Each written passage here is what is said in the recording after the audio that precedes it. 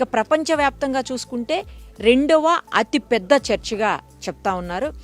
ప్రస్తుతం మనం ఉన్నది అదే ప్రిమిసెస్. దాదాపు 8 ఎకరాల విస్తీర్ణంలో ఉన్నటువంటి చర్చ్కి చాలా స్పెషాలిటీస్ ఉన్నాయి. మీకు కనిపిస్తున్నటువంటి ఆ డోమ్ కానీ అలాగే అక్కడ వాడినటువంటి మట్టి అన్నీ కూడా జెరూసలేం నుంచి తీసుకొచ్చారని చెప్తా ఉన్నారు. తర్వాత మనకు ఒక ట్రీ కనిపిస్తుంది చూడండి, అక్కడ ఆలివ్ ట్రీ. అది వచ్చేసి మీకు ఇజ్రాయెల్ దేశంలో మాత్రమే ఉంటాయి. అలాంటి ట్రీని కూడా తీసుకొచ్చి ఇక్కడ పెట్టారు. 1600 ఏళ్ల నాటి చెట్టు అని చెప్పేసి కూడా తెలుస్తూ ఉంది. చాలా స్పెషల్స్ ఉన్నాయి. ఇంత పెద్ద చర్చిలో ఒకేసారి 40,000 మంది కూర్చొని ప్రార్థించవచ్చు. సో అంత పెద్ద చర్చిని మనం ఎక్కడా కూడా చూడము. లోపలికి వెళ్ళి మరిన్ని విశేషాలు చూద్దాము. అలాగే లైటింగ్ కూడా ఒక స్పెషల్గా ఉంటుందని అక్కడ మీకు డోమ్ కనిపిస్తుంది చూడండి, అది కూడా ఇతర దేశాల నుంచి దిగుమతి చేసుకొని మరి 70 కోట్ల ఖర్చు అయ్యి ఇదంతా రెడీ అయింది. ఈ మధ్యన అంటే మొన్న మే 4వ తారీఖునే ఈ చర్చ్ ప్రజలకు అందుబాటులోకి వచ్చింది. తర్వాత ఇంకొక విశేషం ఏంటంటే ఇది ఎక్కువ మంది బయట నుంచి తీసుకొచ్చి కట్టించిన చర్చ్ కాదు. ఇక్కడ ఉన్నటువంటి చుట్టుపక్కల ప్రజలు ఎవరైతే ఉంటారో వాళ్ళు స్వచ్ఛందంగా వచ్చి ఈ చర్చికి సంబంధించినటువంటి నిర్మాణంలో పాల్గొన్నారు అని చెప్పి చెప్తా ఉన్నారు.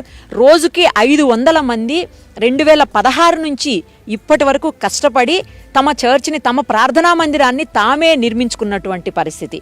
లోపలికి వెళ్ళి అన్నీ చూద్దాం రండి.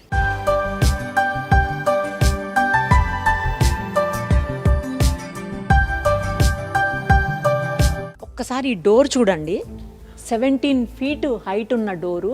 ఇది సింగిల్ డోర్ అంట. సింగిల్ డోరు వాళ్ళు అఫీషియల్గా గవర్నమెంట్ ఆక్షన్ అంటే ఫారెస్ట్ డిపార్ట్మెంట్ వాళ్ళు చేసినటువంటి ఆక్షన్లో భద్రాచలం అడవుల దగ్గర నుంచి కొనుక్కొని వచ్చారు. అసలు ఎంత స్ట్రాంగ్గా ఉందో, తర్వాత ఎంత అందంగా ఉందో డోర్ కూడా. మీరు ఒక్కసారి చూడండి, చేతులెత్తి ప్రార్థిస్తున్నటువంటి ఏదైతే చెక్కబడిందో మనిషి రూపంలో, ఇది కూడా డైరెక్ట్గా ఏకంగా ఉన్నటువంటి ఒక చెక్క మీద చెక్కినటువంటి రూపం. ఇది దేవుడి రూపం. అసలు లోపలికి వస్తే మీరు 100% ఇటు సైడ్ ఎప్పుడు వచ్చినా ఒక్కసారి మతాలకి, కులాలకి, ప్రాంతాలకి అతీతంగా చూడాలి కొన్ని కట్టడాలను మనం. సో అలాంటి కట్టడమే ఇది కూడా. ఎప్పుడొచ్చినా డెఫినెట్గా ఒక్కసారి ఈ చర్చ్, ఎందుకంటే ఏషియాలోనే నంబర్ 1 అని ఇందాకే చెప్పాను నేను. దానికోసము అలాగే లోపల కట్టినటువంటి గొప్ప కట్టడం ఏదైతే ఉందో దానికోసం కూడా మీరు వచ్చి విజిట్ చేయాల్సినటువంటి అవసరం 100% ఉంది. ఇక్కడ చూడండి ఫ్యాన్స్, మీకు ఒక్కొక్క ఫ్యాను ఎంత పెద్దగా ఉన్నాయంటే వింగ్స్ అసలు మనం ఎక్స్పెక్ట్ కూడా చేయలేము. నేను అసలు ఫస్ట్ చూసి ఫ్యాన్ అనుకోలేదు, సంథింగ్ ఏదో మిషనరీ అనుకున్నాను. అలా ఉంది. చాలా పెద్ద పెద్ద ఫ్యాన్స్. ఆ ఫ్యాన్స్ ఇక్కడ కూర్చున్నటువంటి 40,000 మందికి ఫ్యాన్స్ తక్కువే ఉన్నాయి, కానీ వాటి నుంచి వచ్చేటువంటి గాలి అంతగా సరిపోతుందని చెప్తున్నారు. ఆ ఫ్యాన్ అయితే అసలు వింగ్స్ అవన్నీ కూడా మనకి హెలికాప్టర్స్, చాపర్స్లో యూజ్ చేసేటువంటి వింగ్స్ అంట. సో ఆ మెటీరియల్తో తయారు చేసినవి. తర్వాత ఇక్కడ మీకు గోల్డ్ ప్లేట్స్ కనిపిస్తున్నాయి, ఒకసారి చూడండి. ఆ గోల్డ్ ప్లేట్స్ కూడా చైనా నుంచి తీసుకొని వచ్చి ఇక్కడ ఫిక్స్ చేశారని చెప్పి చెప్తా ఉన్నారు. అది కూడా ఎంత బాగుందో అసలు. ఒక్కసారి చూడండి ఆ డిజైన్, చూడండి అసలు అద్భుతంగా ఉంది. ఇంత మంచి డిజైన్ని మనం చూడలేము అంత ఈజీగా.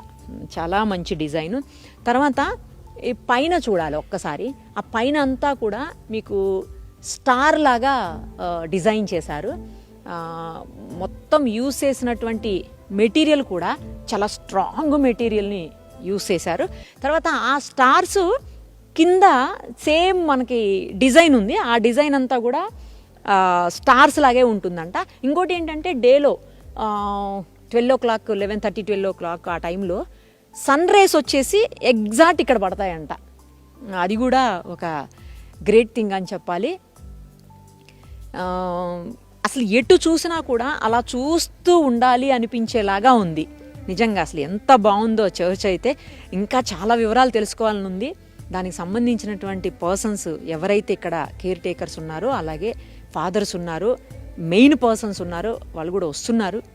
కొద్ది నిమిషాల్లోనే మనం మరిన్ని డీటెయిల్స్ తెలుసుకుందాము. ఇది చూస్తే నాకు ఒకటే అనిపిస్తుంది, దేవుడు లోకమును ఎంతో ప్రేమించెను కాగా ఆయన తన అద్వితీయ కుమారుడిగా పుట్టినవాని యందు విశ్వాసం ఉంచు ప్రతి వాడును నశింపక నిత్యజీవం పొందినట్లు ఆయన అనుగ్రహించును అని ఒక సువార్త 16వ అధ్యాయం 3వ వచనంలో ఉంటుంది.